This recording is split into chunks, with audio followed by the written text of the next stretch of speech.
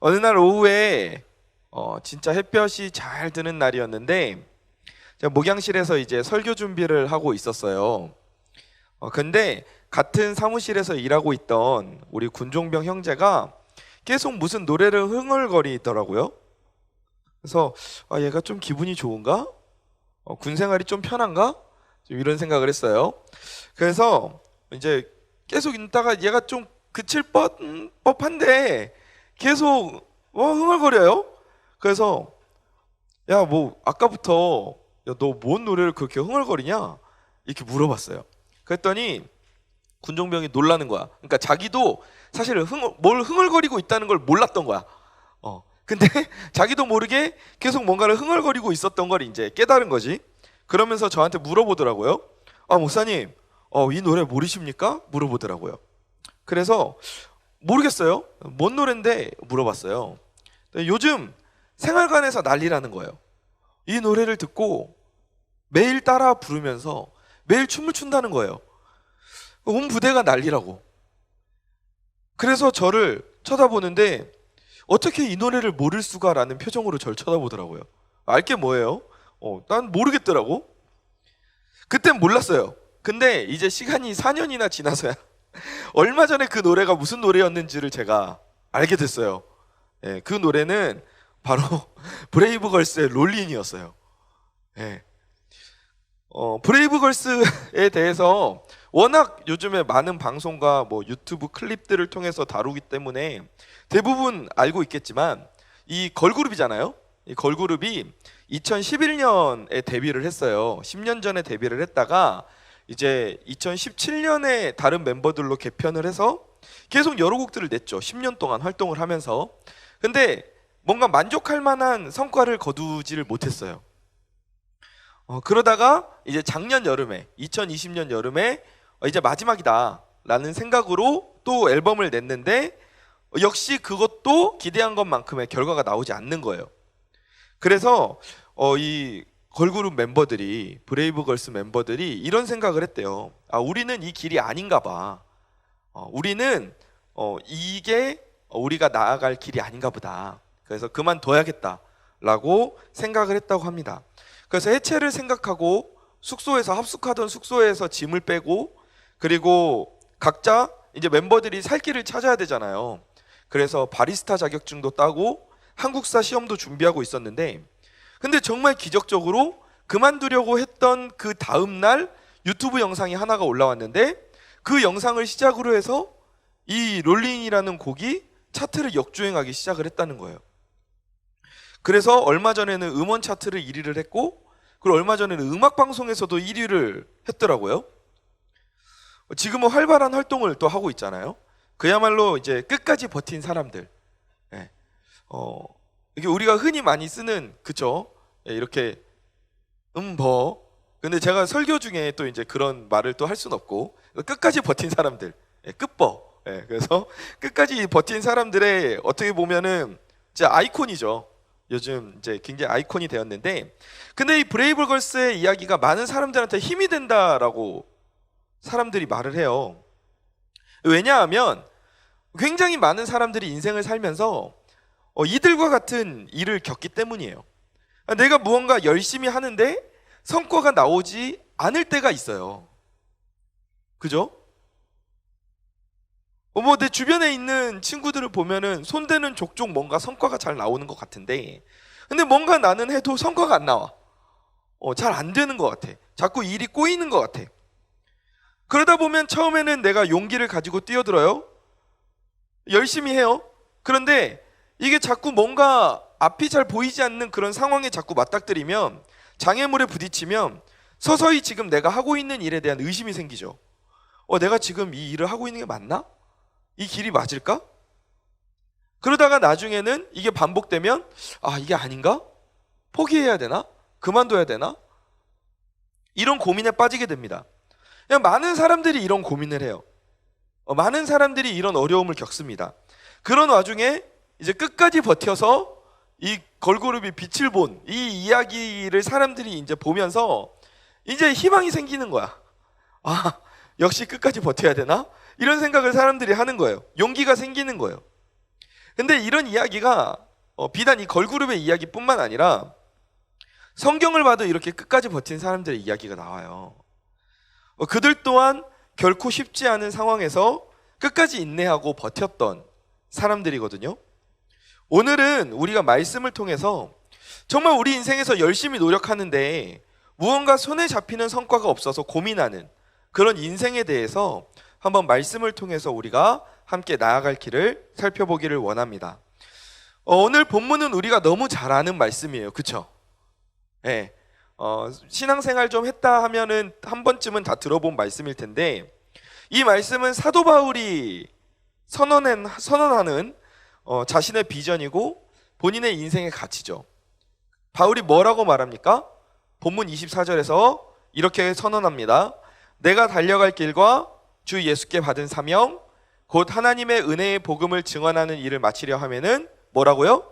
나의 생명조차 조금 더 귀한 것으로 여기지 아니하노라. 아멘. 바울은 그 인생을 통틀어서 정말 하나님 나라를 누리고 나누는 그 삶에 붙잡혀서 살았던 사람이에요. 자기 인생은 그것을 위해서 존재한다고 생각했던 사람입니다. 그래서 이 복음을 증언하는 일을 위해서는 자신의 생명도 귀하게 여기지 않고 뛰어들었어요. 그럴 수 있었던 것은, 바울이 이렇게 할 수 있었던 것은 인간의 삶이 언제 가장 아름답게 빛나는가, 이것에 대해서 바울은 정확하게 알고 있었어요. 언제 우리 인간의 삶이 가장 아름답게 빛납니까? 언제 빛나죠? 하나님의 손에 붙들려서 쓰임받을 때 우리 인간의 삶이 가장 아름답게 빛나는 줄 믿습니다. 아멘. 바울이 이걸 알고 있었던 거예요. 그래서 바울은 주님께서 나를 부르는 그날까지 하나님만 붙들고 내가 달려가겠다. 열정남이죠. 열정이 넘치는 인생을 살 수 있었습니다. 사도행전 13장 47절을 보니까 하나님께서 바울을 부르실 때 이렇게 말씀하셨어요. 너를 이방의 빛으로 삼아 너로 땅끝까지 구원하게 하리라. 이 길이 하나님께서 바울을 부르실 때 바울에게 보여주셨던 길이에요. 너는 이방의 빛이 될 것이고 그리고 너로 말미암아 땅끝까지 사람들이 구원을 얻게 되리라. 그러자 바울은 이 하나님이 보여주시는 길을 받아들이고 무엇이라고 반응합니까? 디모데후서 4장 7절입니다. 설렁설렁 그 인생을 살았나요? 설렁탕? 아니죠. 설렁설렁 인생을 살지 않았어요. 어떻게 삽니까? 디모데후서 4장 7절을 보면 나는 선한 싸움을 싸우고 나의 달려갈 길을 마치고 끝까지 믿음을 지켰다고 말해요. 그러니까 결코 그냥 대충 그 인생을 살았던 게 아니었어요. 하나님께서 보여주셨던 그 바울의 인생, 하나님께서 나아가야 하는 그 길을 바울이 캐치를 했을 때 바울은 정말 열정을 다해서 그 길을 달려가겠다는 거예요. 그리고 그 달려가는 삶 위에 하나님께서 바울에게 너를 통해 땅끝까지 구원을 이루게 하겠다고 약속하셨던 그 말씀을 하나님께서 이뤄주시는 거예요. 여러분, 이런 바울의 열정이 우리에게도 있어야 돼요. 끝까지 멈추지 않고 달려가는 그 열정, 끝까지 포기하지 않는 그 인내, 그것이 우리의 삶에서 우리가 가져야 할 하나님의 자녀로서의 성품 중에 하나라는 거죠. 이런 열정과 인내를 우리가 가질 때 우리도 승리할 수 있는 줄 믿습니다. 그런데 바울이 이렇게 열정을 가지고 달려가는 환경을 보면 결코 순탄하지 않았어요. 바울이 열정이 넘치는 고백을 하면서 본문 23절에서 이렇게 말해요. 오직 성령이 각 성에서 내게 증언하여 뭐가 기다린다고요? 결박과 환난이 나를 기다린다고 성령께서 말씀하셨다는 거예요. 성령께서 이제 내가 열정을 가지고 나는 진짜 복음 들고 난 간다. 나는 진짜 끝까지 달려간다. 이렇게 이야기를 하는데 이미 바울이 뭘 알고 있어요? 그 달려가는 길 앞에 환난과 결박이 나를 기다리고 있다는 것을 바울이 알고 있어요. 그러니까 바울이 복음을 전할 때 그 길이 순탄할 거라고 생각을 했어요? 아니면 순탄하지 않겠구나라고 생각했을까요? 순탄하지 않겠다라고 이미 그걸 알고 있었단 말이에요. 이미 알고 있었어요. 실제로 바울이 복음을 전할 때 어땠어요? 어떤 일들을 겪습니까? 일단 바울이 복음을 전하러 다니는 길에 기본적으로 바울을 죽이려고 하는 암살단이 따라 붙었어요. 요거 잡히면 내가 죽인다 하는, 바울을 암살하기 위한 암살자가 아니라 암살단이 있었다니까. 그룹이 있었어요. 그리고 복음을 전하다가 돌에 맞아서 죽음 직전까지 갔어요. 그리고 배가 난파돼서 섬에 표류했어. 이런 일들을 보니까 감옥에 갇히는 건 양반처럼 느껴지는데 감옥에 갇히기도 했어요. 별별 어려움을 다 당했어요. 근데 바울이 이걸 알면서도, 이 일들이 있을 거라는 걸 알면서도 끝까지 나아가는데 그 과정 가운데에서 결코 환경을 탓하지 않았다는 거예요. 지금 자기 앞에 놓여 있는 그 어려움들을 탓하지 않았어요. 내가 왜 이렇게 복음을 전하는 일을 하는데, 솔직히 그렇잖아. 바울이 딴짓거리 하다가 그런 어려움 당했으면 거 봐라 이렇게 생각할 텐데, 바울이 그런 일이 아니거든요. 복음을 전하는 일을 하기 위해서 달려가는데 바울의 인생이 좀 순탄하지가 않아. 왜 그렇지? 하나님이 좀 길을 열어주시면 안 되나? 하나님 좀, 내가 복음 전하러 하나님 달려가는데 레드카펫까지 깔아주시진 않더라도 솔직히 어려움은 당하지 않게 해주셔야 되는 거 아닙니까? 이렇게 할 수 있잖아요. 나만 그래? 너희도 그렇지 않아? 그럴 수 있어요. 그런데 바울은 이런 생각을 하지 않았어. 오히려 그 앞에 장애물이 생기면 더 열정적으로 반응했어요. 오히려 그 장애물들을 뛰어넘고 부시고 나아갔던 사람이 바울이에요. 여러분, 우리도 무언가 일을 하다가 잘 안 될 때 가장 쉽게 나오는 반응이 뭐예요? 환경을 탓하는 거예요. 참 재밌어요. 얼마 전에 대민이가 어릴 때 3살 정도 됐던 영상인 것 같아. 찍어둔 영상을 봤어요. 근데 대민이가 장난감을 가지고 막 놀았어. 그러다가 자기가 막 자기 흥에 못 이겨서 놀다가 자기 눈을 찔렀어요. 막 박수를 치다가 눈을 이렇게 찔렀어. 근데 지가 찔렀잖아. 근데 갑자기 장난감을 확 밀더니 막 짜증을 내는 거야, 얘가. 말도 제대로 못하는 게 막 왜 이러면서 짜증을 내더라고. 너무 웃겼어요. 그 장난감이 뭔 잘못을 했다고. 장난감은 그냥 있었을 뿐인데, 장난감은 아무 잘못도 없잖아요. 근데 이게 사람의 어떤 좀 본능과도 같은 그런 반응인가 봐. 우리도 괜히 뭔가 하는데 잘 안 되면 그 원인을 환경에서 많이 찾아요. 공부하는데 뭔가 안 되는 것 같으면 주변에 나를 공부 못하게 방해하는 요인들을 찾죠.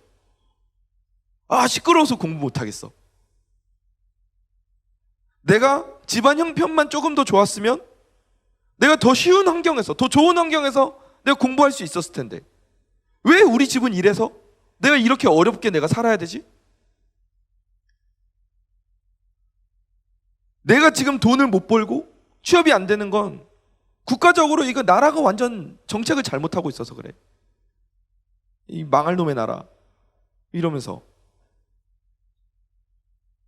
물론 그런 외부 요인들이 나에게 어려움을 줄 수 있어요.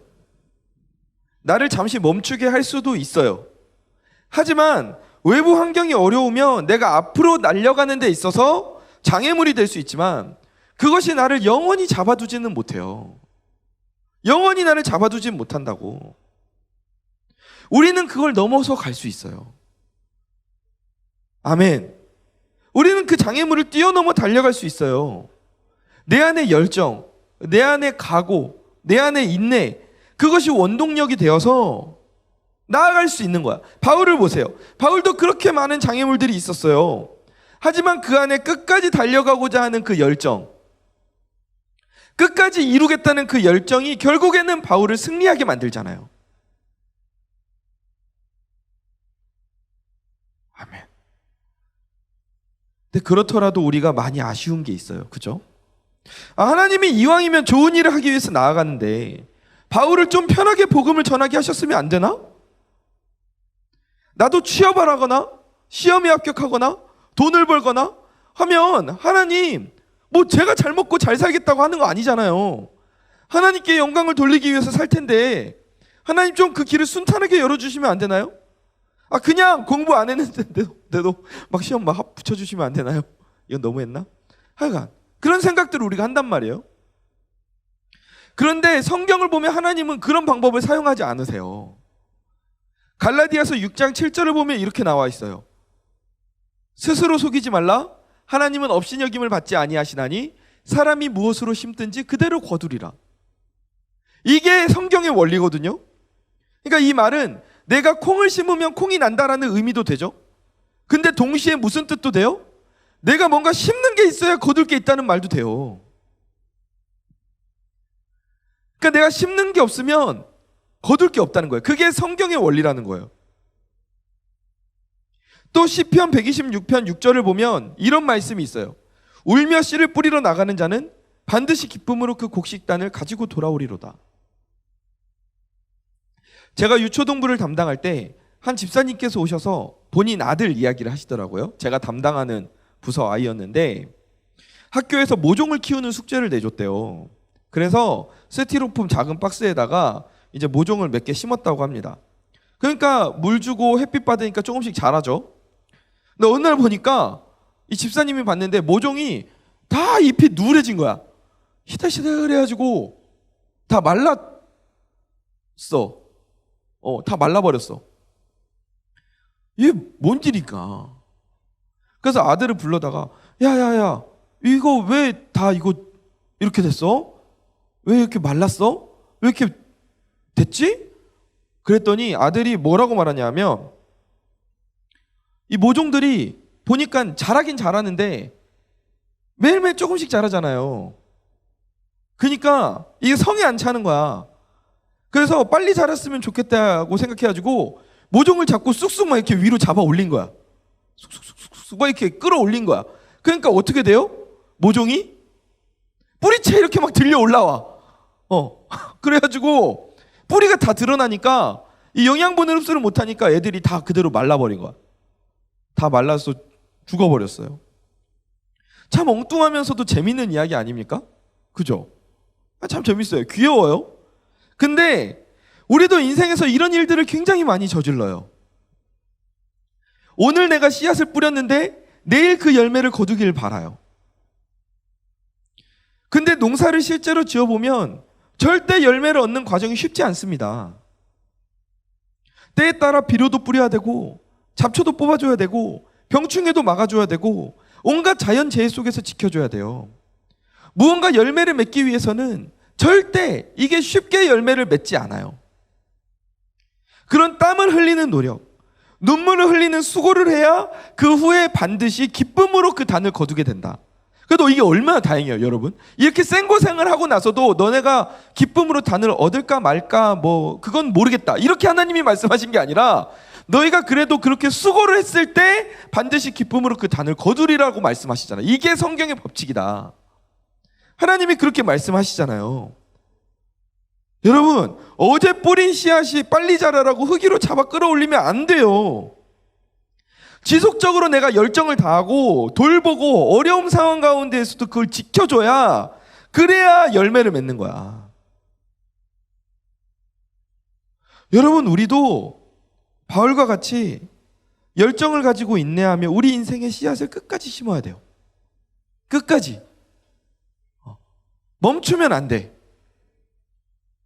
포기하면 안 돼요. 끝까지 심으세요. 그러할 때 반드시 기쁨으로 거두는 날이 올 줄 믿습니다. 근데 우리가 이제 열정을 다해서 달려가요. 정말 중요한 게 하나 더 있어요. 이게 사실 가장 중요한 핵심인데, 이걸 신경 쓰지 않으면 우리가 아무리 열정이 있어도 좋은 열매를 거둘 수가 없습니다. 우리가 잊지 말아야 될 건 뭐냐 하면, 저를 따라해 보세요. 내 인생이 어디에 뿌리를 내려야 하나. 이게 정말 중요한 키포인트예요. 내 인생이 어디에 뿌리를 내려야 되나. 내가 인생에서 씨앗을 뿌리면 그 씨앗을 어디에 뿌려야 되나. 이게 정말 중요한 키포인트예요. 제가 있었던 교회 중에 한 곳이 산 위에 있었어요. 부대가 다 내려다 보이는데 어느 날 내려다 보니까 한 10명 정도 되는 친구들이 삽을 들고 올라와요. 뭐하러 왔니? 물어보니까 진지 공사를 할 게 있어서 땅을 좀 파러 왔대요. 그래서 초코파이와 왼손엔 초코파이, 오른손엔 음료수를 쥐어주면서 수고해라. 수고해. 이러고 들어왔어요. 좀 시간이 지나서 날씨도 덥고 그래가지고 잘하고 있나? 얘네들 괜찮나? 그래서 좀 나가봤어요. 했더니 애들 표정이 별로 안 좋아. 구려, 표정이. 물론 구릴 수 있죠. 힘든 일을 했으니까. 근데 너무 구려. 그래서 물어봤어요. 뭔 일이냐? 무슨 일이냐? 그랬더니 알고 보니까 엉뚱한 데를 판 거야. 딴 데를 파야 되는데 엉뚱한 데를, 그것도 깊이도 파놨더라고. 진짜 열심히 파놨더라고. 그래서 이걸 다시 다 메꾸고 다른 데 가서 또 그만큼을 팔 생각을 하니까 얘네들이 짜증나지. 열받은 거야. 근데 이런 일이 우리 삶에서 생각보다 많이 일어나요. 저 고지를 점령하라! 와! 하고 죽을 힘을 다해서 고지를 점령해놨더니 이 고지가 아닌가 봐. 저 산인가 봐. 이런 일들이 우리 삶에서 생각보다 많이 일어나요. 열심을 다해서 뭔가 했는데 엉뚱한 일을 해놔가지고 내가 바랐던 열매를 거두지 못하는 거죠. 여러분, 그래서 우리가 반드시 체크해야 될 게 있어요. 우리 삶의 목적이 무엇입니까? 하나님께 영광을 돌리는 삶이에요. 여러분, 이거 인정하십니까? 인정하시나요? 네, 킹정이죠. 네, 이거 인정해야 돼요. 하나님의 뜻을 이 땅에서 이루는 삶이 바로 우리 삶의 목적이라고요. 하나님 나라를 누리고 나누는 삶을 사는 것이 내 인생의 목적이란 말이에요. 아멘. 그럼 그거에 맞춰서 우리가 씨앗을 뿌려야 되고 그거에 맞춰서 우리가 열정을 다해야 된다는 거죠. 엉뚱한 곳에 우리의 힘을 쏟으면서 좋은 열매가 안 맺혔다고 우리가 한탄할 게 아니라는 거예요. 여러분, 내가 세상에 무언가를 얻는 게 삶의 목표라면, 돈을 얻는 게 목표고 시험에 합격해서 자격증을 취득하고 명예를 얻는 게 목표라면 그걸 이루기 위해서 열정을 다하고 살 수는 있겠죠. 하지만 그건 미안하지만 엉뚱한 데에 우리의 힘을 쏟는 일일 수도 있어요. 그러니까 여러분 열심을 다하는 삶을 살기 전에 가장 먼저 뭘 해야 되냐 하면, 지금 내가 가고 있는 이 길이 하나님이 나를 인도하고 계시는 길인가? 정말 내가 이 길을 따라가면 내가 하나님께 영광을 돌리는 삶을 살 수 있는가? 아멘. 이걸 우리가 먼저 살펴봐야 된다는 거예요. 그렇지 않으면 내가 실컷 용 써놓고 엉뚱한 데에다가 열정 다하고 힘을 쏟는 일이 일어날 수 있다고요. 우리 인생의 목적이 하나님 나라를 누리고 나누는 건데 그 목적하고 다르게 전혀 엉뚱한 데다가 우리 힘을 갖다가 쏟은 그런 일이 일어날 수 있다고요. 여러분, 예수님을 보세요. 내일은 종려주일이죠. 그렇죠? 그리고 이제 고난주간이 시작됩니다. 예수님은 그 누구보다 열정적으로 달려가신 분이죠. 그 끝이 십자가 고난이었음을 아셨는데도 예수님이 끝까지 멈추지 않고 달려가셨어요. 왜냐하면 그 일이 하나님의 뜻임을 알고 있었기 때문이에요. 하나님께 영광을 돌리는 일이었기 때문이에요. 그 일로 인해 수많은 생명들을 구원하실 수 있었기 때문에 예수님이 멈추지 않고 열정적으로 그 길을 달려가신 거예요. 물론 중간마다 예수님도 고민하셨어요. 성경을 보면 내가 이 길을 가는 게 맞는가? 예수님도 고민하셨어요. 하나님, 이 길이 맞습니까? 제가 그 길을 가는 게 맞나요? 제가 이 십자가를 지고 고난을 받고 정말 이 어려움을 당하는 게 맞습니까? 아니면 이 잔을 내게서 옮겨주세요. 그런데 이 길이 맞다면 하나님 제가 나아가겠습니다. 그 열정이 결국 무슨 열매를 맺었어요? 온 세상을 구원하는 귀한 열매로 맺히지 않습니까? 이게 중요해요. 여러분, 열정을 다해서 달려가야 돼요. 아멘. 포기하지 마세요. 그런데 그 전에 여러분이 지금 어디에 뿌리를 내리고 있는가를 먼저 보세요. 하나님 시험에 합격하게 해주세요. 하나님 취업하게 해주세요. 하나님 돈 많이 벌게 해주세요. 이런 기도를 하기 전에 정말 내가 그 길이 하나님이 기뻐하시는 길인가? 이 길을 통해서 하나님이 영광 받으실 수 있을까? 이걸 먼저 기도하면서 확인하세요. 그리고 그 길이 정말 하나님이 인도하시는 길이고 하나님께 영광을 돌릴 수 있는 길이라면 여러분 마음을 다잡고 열정적으로 주저하지 말고 끝까지 달려가세요. 바울처럼 덤벼드세요. 예수님처럼 그 앞에 어려움이 있는 걸 뻔히 보이지만 그래도 끝까지 포기하지 말고 달려가세요. 그 길이 어렵고 거칠고 힘들지라도 여러분 부딪히고 이겨내세요. 하나님이 여러분과 함께 하신다고 약속하셨어요. 하나님이 여러분의 삶을 통해 귀한 열매를 맺게 하실 줄 믿습니다. 전 참 서브웨이를 좋아하는데요.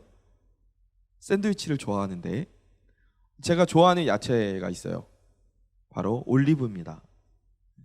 저는 올리브를 너무 좋아해요. 그래서 한 2주먹 정도 넣어달라고 부탁을 합니다. 근데 이 올리브가 자라는 환경이 지중해성 기후에서 자라거든요.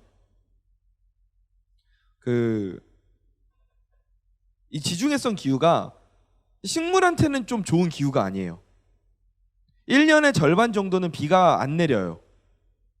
식물한테 비가 안 내린다는 건 굉장히 치명적이죠. 습기가 별로 없고 건조한 기후예요. 근데 이 올리브가 그래서 얘는 올리브가 아니에요. 네, 그래서 이 올리브가 뿌리를 내리고 열매를 맺는데 몇 년이 걸리냐면 15년 정도가 걸려요. 15년 정도가 지나야 열매다운 열매가 맺히기 시작하는데 왜냐하면 이 뿌리가 되게 약해. 또 올리브가. 그래서 그 연약한 뿌리로 땅속을 계속 파고들어서 또 땅이 석회질이거든요. 그래서 그 석회암을 뚫고 내려가서 뿌리를 내려서 수분을 땅속 깊은 데서 안정적으로 수급하기까지가 15년이 걸려. 그래서 15년이 지나야 열매다운 열매가 맺혀요. 그런데 그로부터 또 15년이 지나잖아요. 30년 정도가 지나면 이 올리브 나무 한 그루당 열매가 어느 정도 맺히냐면 최소 200kg에서 많게는 300kg 이상도 열매가 맺혀요. 한 그루에서. 어마어마하죠. 그리고 그 열매, 이파리, 가지 이 모든 게 식용으로 많이 쓰이고 올리브유 기름도 내잖아요. 그리고 의료에도 사용이 되고 그리고 뭐 온갖 뭐 옛날부터는 이제 제사의식 같은 데에서도 이 올리브가 굉장히 많이 사용이 됐잖아요. 폭넓게 사용이 돼요. 그리고 한번 뿌리 내린 올리브 나무의 평균 수명이 1000년을 넘습니다. 지금도 이스라엘이나 이런 데 가보면 2000년이 넘은 올리브 나무들도 있대요. 그러니까 거의 뭐 예수님하고 동년배, 예수님하고 동창 그 정도 되는 올리브 나무들이 지금도 있어요. 근데 반면에 아까 그 사진 보여주세요. 이제 나와요. 반면에 같은 지중해성 기후에서 사는데 또 다른 성격을 가지고 있는 게 있어요. 그게 바로 얘예요. 얘도 지중해성 기후에서 자랐는데 얘 이름은 텀블위드예요. 회전초. 네, 꼭 무슨 포켓몬 이름 같아요. 그렇죠? 회전초인데 근데 이 식물인데 어느 정도 자라나기까지 하나의 뿌리로 지탱하면서 살아요. 지탱하면서 살다가 어느 날 어느 정도 이제 내가 자랐다 싶으면 이 뿌리를 탁 끊어버립니다. 그럼 그때부터 저 위에 있는 둥글둥글한 것들이 어떻게 되겠어요? 바람에 막 날려다니기 시작해요. 막 굴러다녀요. 그러다가 습기가 있는 곳에 도착하면 잔뿌리를 살짝 내려요. 그래서 습기를 보충해요. 그리고 또 건조해지면 다시 또 굴러다녀요. 습기를 찾아서 계속 돌아다녀요. 그러다가 자기들끼리 모여요. 그래서 큰 덩어리를 이루어요. 그 왜 저희도 이렇게 이렇게 다 추수하고 나면 마시멜로들 막 있잖아요. 그렇죠? 흰 덩어리들 만들어 놓잖아요. 막 그만한 거 이상으로 막 엄청 큰 덩어리들이 막 생겨서 굴러다녀요. 그래서 사람들이 어느 날 일어났네. 그래 출근해야지. 그 문을 열면 문이 안 열려. 뭐야? 창문으로 보면 회전초 이만한 게 집 앞에 문을 막고 있어. 길을 막 막고 있어. 이런 일들이 막 비일비재하다고 해요. 골칫덩어리가 되죠. 얘네들이 한번 날아다니는 영상이 있길래 한번 가져와 봤어요. 네. 길에서 이렇게 날아다녀요. 네. 무섭죠? 좀 무섭네요. 제가 찍지는 않았습니다만 이런 영상이 있더라고요. 막 길 위에 이렇게 날아다녀요. 골칫덩어리예요. 근데 보세요, 여러분, 올리브와 이 텀블리드는 같은 기후에서 자라요. 그런데 결정적인 차이가 있죠. 끝까지 척박한 기후 속에서 뿌리를 내리고 깊이 끝까지 버텼던 그 올리브는 결국에는 유익하게 오랫동안 1000년, 2000년 동안 쓰임을 받아요. 그런데 견디지 못하고 인내하지 못하고 열정을 다하지 못하고 계속해서 옮기고 굴러다닌 텀블리드는 결국에는 어디에도 쓰임을 받지 못하는 골칫덩어리가 돼요. 심지어 외국에서 발생하는 산불의 큰 원인 중에 하나가 이 텀블리드예요. 건조한 건초덩어리가 굴러다니니까 이게 자기들끼리 굴러다니면서 마찰열이나 이런 걸로 불이 붙어. 뭐 불 붙어서 굴러다니는 거야. 그러니까 이게 산불의 원인이 되기도 한대요. 골칫덩어리가 되는 거예요. 우리는 인생을 살면서 때로는 무슨 수를 써서라도 정상에 내가 깃발만 꽂으면 되겠지. 뭐 어쨌건 결과만 내가 얻으면 되는 거 아니야?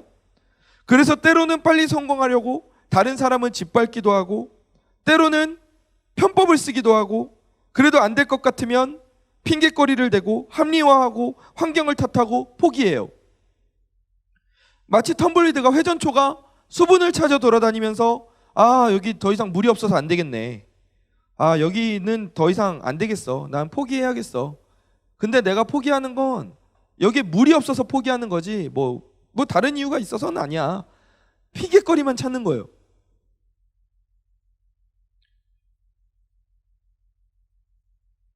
하나님의 자녀로 우리가 어떻게 살아야 되느냐? 하나님과 함께 끝까지 인내해야 되는 거죠. 아멘. 여러분이 있는 곳이 하나님이 세우신 곳이라는 확신이 있다면, 하나님이 여러분에게 주시는 부르심이 있다면 그곳에서 뿌리를 내리세요. 시간이 걸릴 수 있어요. 올리브도 15년이 걸린대잖아. 풍파와 싸우느라 힘들고 지치고 어려울 수 있어. 하지만 하나님께서 여러분에게 이 힘을 주시는 거예요. 여러분이 하나님에게 뿌리를 내리고 있다면 하나님이 그 인생을 책임지시는 거예요. 또 그 시간 이후에 여러분이 뿌리를 내리고 열매를 맺기 시작했을 때 여러분 각 사람의 인생을 하나님의 영광으로 높이실 줄 믿습니다. 그리고 그 영광을 우리가 함께 누리는 그 영예를 우리가 받는 거야. 우리가 그런 인생을 살기를 원합니다.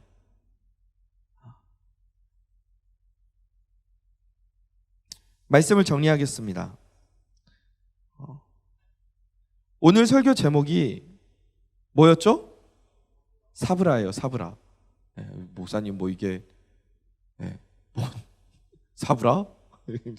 뭔 말입니까? 할 수도 있는데, 사브라가 뭐냐 하면 선인장 열매 이름이 사브라예요. 근데 이 선인장이 사막의 혹독한 더위 속에서 꽃을 피우는 데에도 굉장히 시간이 오래 걸리죠. 그러니까 선인장 꽃이 굉장히 희귀하죠. 근데 그 꽃을 피우고 열매를 맺기까지 10년이 넘게 걸린대요. 근데 이 유대인들이 자기 자녀들을 두고서 사브라라고 불렀다고 해요. 무슨 의미일까? 네가 얼마나 소중하고 네가 얼마나 강인한 존재인지 기억하라는 뜻을 담고 있어요. 그러니 고난을 이겨내고 끝까지 살아남아서 꽃을 피우고 열매를 맺어라. 그런 의미를 담아서 이 유대인들이 자기 자녀들을 사브라라고 부르는 거예요. 하나님이 너희와 함께 하신다. 하나님이 너희를 지키신다. 끝까지 포기하지 말고 뿌리를 내려라. 여러분, 지금 여러분이 각자 걸어가고 있는 길이 있죠.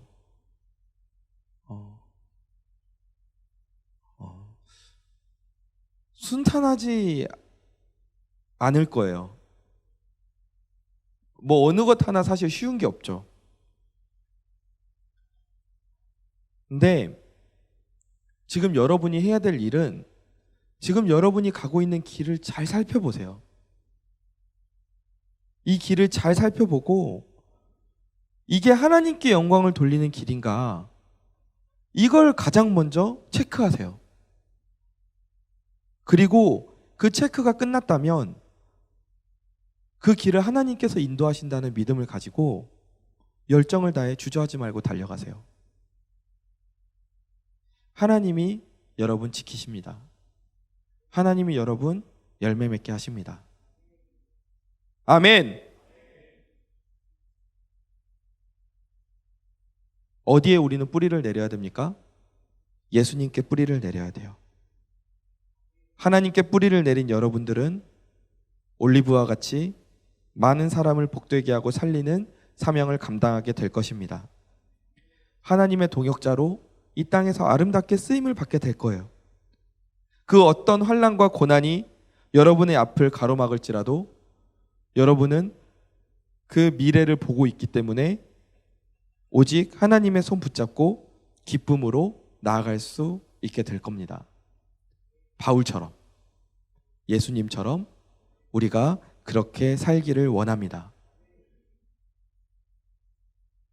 마태복음 28장 20절 말씀 우리 마지막으로 같이 읽어볼까요?